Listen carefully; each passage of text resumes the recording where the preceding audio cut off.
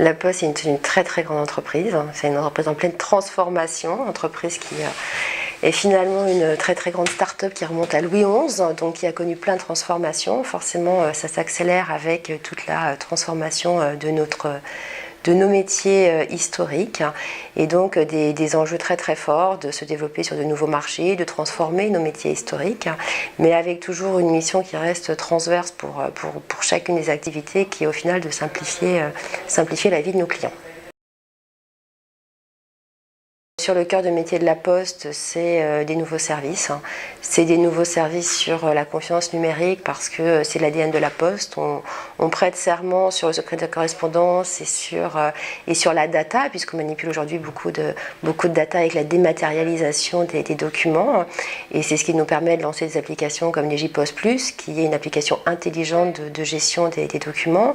C'est un hub numérique qui permet d'interconnecter des objets connectés et d'inventer de nouveaux services. C'est des axes très forts aussi sur la Silver Economy, avec une tablette ardoise pour les seniors très agile, très pratique, qui leur permet de ne pas être en rupture numérique, ou encore du Veiller sur mes parents, qui permet d'aller rassurer les proches en allant voir des personnes âgées, une visite du facteur qui permet de rassurer et dire que tout va bien.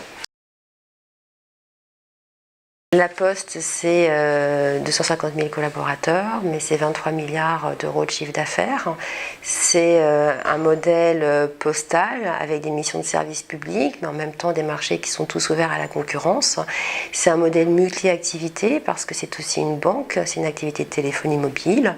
Nous avons un musée et nous avons une activité de colis express à l'international qui est très importante puisqu'elle pèse plus de 5 milliards d'euros de chiffre d'affaires. On a une communauté média digital et qui travaille du coup avec le marketing digital qui est très forte. On a initié il y a à peu près 5 ans une communauté pub et médias parce que ce qui était très important, c'est comme on a plusieurs marques, on a plusieurs business units au sein des marques, ce qui était très important, c'était que pour chacune d'entre elles, elles puissent se positionner et avoir une vision transverse de tout ce qu'on fait. Donc on a travaillé le sens de ces marques et la cohérence des marques entre elles. Cette communauté, on l'a animée et le souci c'était, la Poste elle est 25e ou 30e annonceur français, ce qui était très important, c'était d'avoir une logique d'optimisation, d'efficacité et d'être sûr qu'on soit prêt à adopter les nouveaux usages médias. Donc on a grandi ensemble à travers cette communauté qu'on a élargie, qui est aussi devenue une communauté marketing et com digital, et on a mené ensemble les chantiers de réflexion pour s'équiper par exemple d'une DMP média. La DMP c'est beaucoup de travail, mais ça a été pour nous finalement une sorte de grand workshop géant. On a attendu d'être prêts, donc on a eu la chance aussi d'être conseillés par nos partenaires agences qui nous ont fait prendre conscience de nos actifs data. On est à 13 millions de visiteurs uniques sur la Poste, on a 15 millions sur la banque postale, et je pense qu'ils nous ont fait prendre conscience de cette importance qu'on n'avait peut-être pas forcément mesurée il y a 3 ou 4 ans. On a alors décidé, avec toute cette communauté, de s'équiper d'une DMP. Donc on a travaillé, alors c'est une DMP média, à usage média. Je pense que le prérequis, c'est qu'on avait tous le même objectif avec cet outil. C'était d'avoir une utilisation efficace du média, d'avoir une meilleure connaissance de nos clients, une meilleure connaissance des parcours clients. Et finalement, en 5 mois, tout le monde s'est mobilisé. C'est un projet qui, en termes d'équipe, s'est fait à isopérimètre, c'est-à-dire qu'on l'a fait entre nous, accompagné de l'agence. On a fait notre cahier des charges, on a reçu des dossiers de candidats, on a retenu des candidats, on a fait des euros et on a retenu notre partenaire. Et comme on a mobilisé beaucoup de gens, l'objectif, il était, dès l'instant où on a sélectionné notre partenaire au mois de mai, et comme on a une période d'activité très forte, comme beaucoup de marques, entre septembre et décembre, on s'est donné un objectif ambitieux qui était la DMP, elle fonctionne en septembre, que les campagnes de ce temps fort-là soient opérées via la DMP pour pouvoir en février, où on organise tous les ans une grande journée digitale et médias pour faire le bilan sur ce qu'on a bien fait, faire notre feuille de route, être en capacité auprès de cette communauté-là et d'une communauté élargie de nos supérieurs, nos managers et autres, faire la démonstration de l'efficacité de l'outil. Un des premiers use cases qui est assez basique, mais qui finalement a une double efficacité, c'était d'exclure les gens qu'on n'intéresse pas. Donc quand on s'aperçoit qu'on diffuse du média, qu'il n'y a pas d'interaction, c'est que potentiellement on n'est pas sur les bonnes cibles. Donc ça ne sert à rien d'aller agacer ces gens-là et en même temps de dépenser de l'argent. Un autre exemple, c'est que ça permet, quand on a des clients qu'on convertit, on ne va pas les réadresser. Donc pareil, on ne les agace pas quand ils viennent de faire des achats en ligne. Et en même temps, nous, ça nous évite de dépenser inutilement. Ça nous a permis aussi d'avoir des connaissances plus fibres parce qu'on a des cibles qui sont plurielles, on a des cibles qui sont des particuliers, on a des cibles qui sont des pros, qui n'achètent pas exactement les mêmes produits, qui n'ont pas les mêmes besoins. Et ça nous a permis, donc au-delà de toute la logique de scénario média, de savoir comment on réadresse les gens en fonction de leur parcours et puis on les sort quand ils ont converti, imaginer des rythmes de quand est-ce qu'on les réadresse, quelles sont les périodes, est-ce qu'il y a des cycles de vie, et surtout ça nous a permis d'entamer un profond travail de réflexion au niveau de la stratégie publicitaire. Comment on essaye d'avoir les assets qui sont les plus pertinents en fonction des périodes où on est en notoriété, et quand on est dans le tunnel de conversion, quel dispositif on va mettre, comment on va les réadresser et avec quel support et avec quel type de format.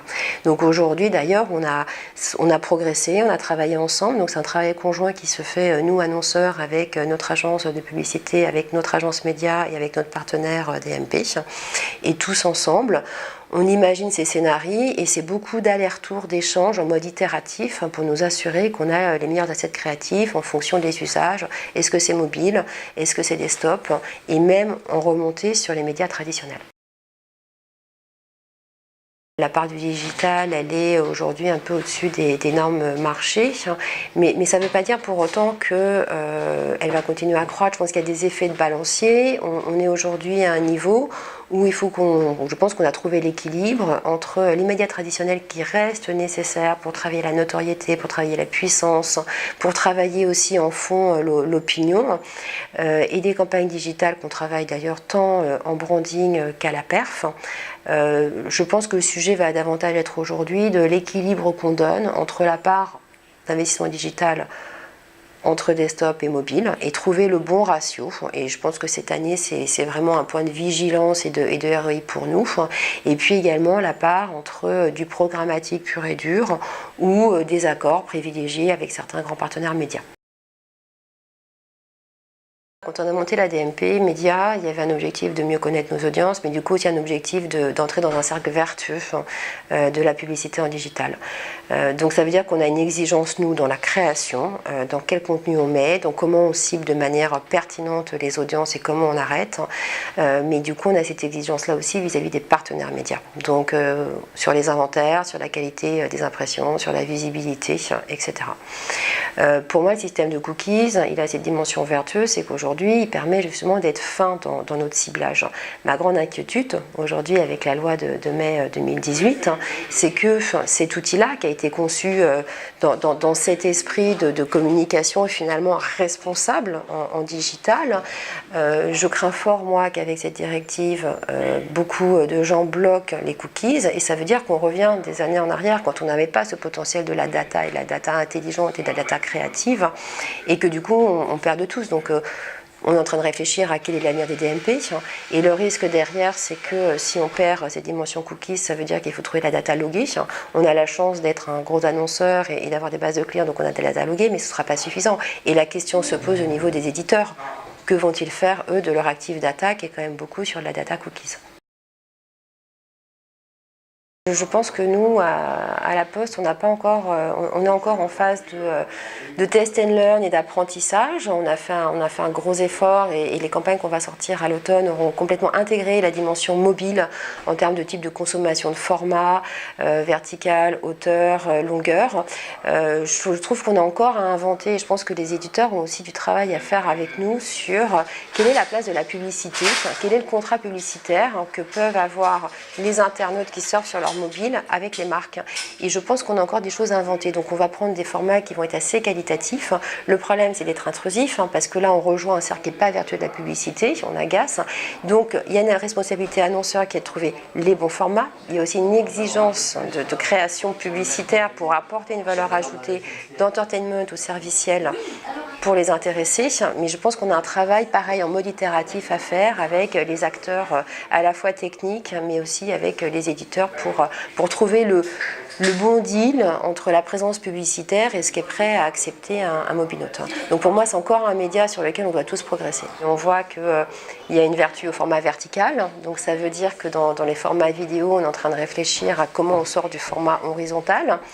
On réfléchit aussi parce que imposer des formats longs en vidéo, quand on consomme des vidéos snacking, je pense que l'internaute et le mobinote est prêt à accepter un pré-roll, mais à condition qu'il y ait un rôle proportionnel. Donc c'est des choses qu'on est en train de réfléchir, on est en train de consulter les acteurs et de voir comment on arrive à cette bonne adéquation entre ce qui est acceptable pour un mobinote et ce qui ne l'est pas.